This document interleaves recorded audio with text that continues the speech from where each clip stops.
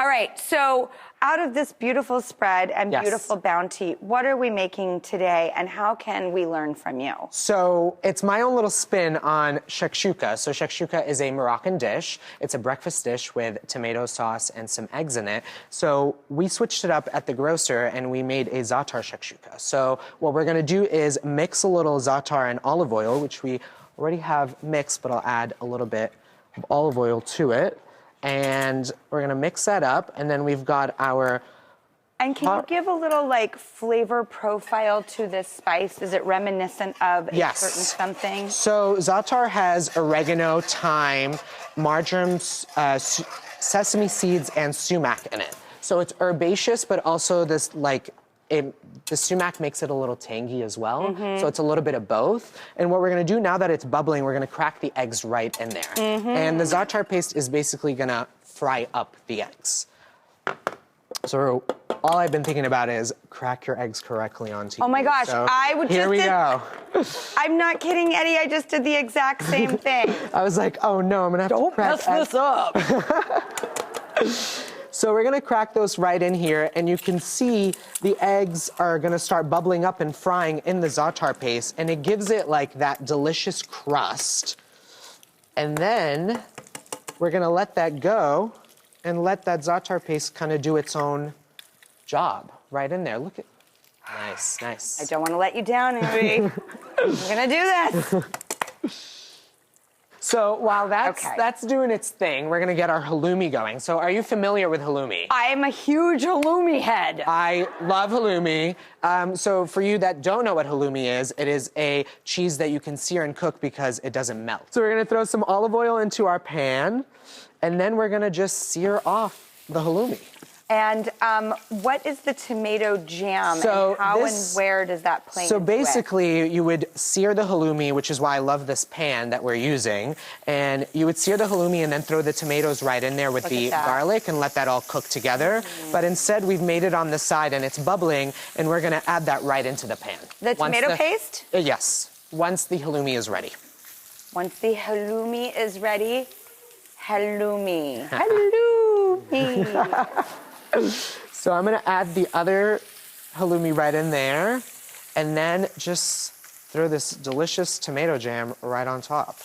And the great thing about this tomato jam, I like to call it a tomato jam, but it's just really like cherry tomatoes with garlic cooked down. And do you cut your cherry tomatoes first, like in half, or you just let them... Let them burst on their own. That's when you know they're ready. Oh, yeah. So we've all done some bursting on our own here and there. So we're just gonna let that go. Let it do its thing. Uh-oh, what happened to this egg, Eddie? I don't know. My eggs are looking... Oh. What alien species happened there? It's like poaching, basically, in the za'atar. It really is. So should I grab the non-alien eggs and stick them in? So what we're gonna do is actually, now that it's ready, we're just gonna plate up. Okay. Yeah. So...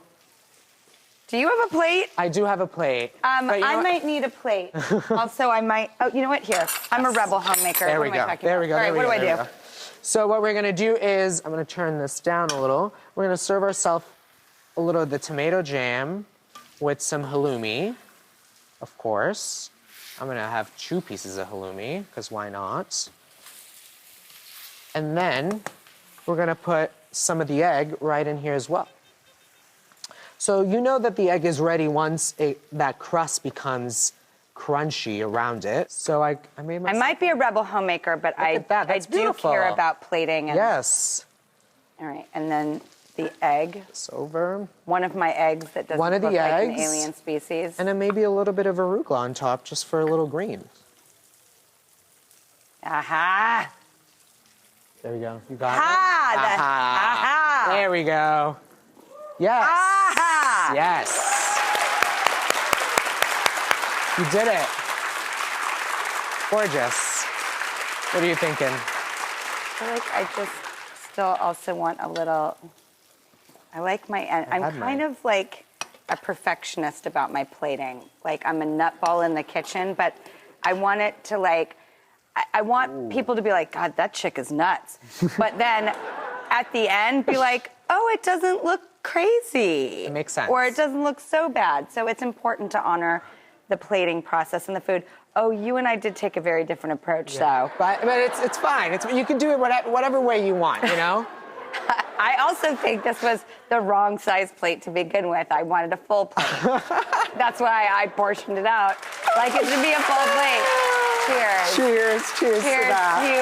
Eddie, I'm so grateful to be sharing this moment with you. Same. I am such an admirer. I'm such a fan. Thank you. I have cyber-stalked you. You're also an incredible advocate for your home in Lebanon. I feel like I've learned a lot about your home through your advocacy. So thank you for all that you do in your community here in Brooklyn, as well as back home in Lebanon.